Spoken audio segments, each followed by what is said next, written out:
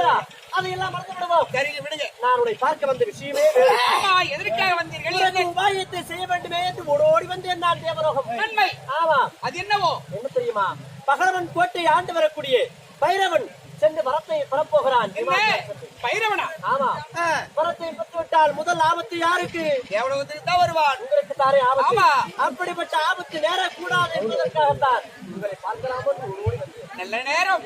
மந்திரிகளை உரைத்து விட்டீர்களே. ஆனால் ஒரு விஷயம் இங்குதான் நாம் சிந்திக்க வேண்டும். எப்படி? அவன் தவம் இருக்கும் நேரத்தில் அங்கு சென்று அவன் தவத்தை கலைத்து விட்டால் அவன் வரம் பெறவே முடியாது. இவ்வளவுதானே? ஆமா. அரம்பை ஊர்வசி மேடகத்திலே தவை இருக்கிறார்கள். தேவையில்லை, தேவையில்லை, தேவையில்லை.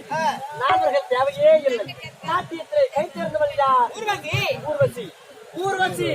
ஊர்வசி மட்டும் அனுப்பினால் போதும், தவத்தை கிடந்து விடுவாள். அப்படியா? ஆமாம். அது போதும் சுவாமி.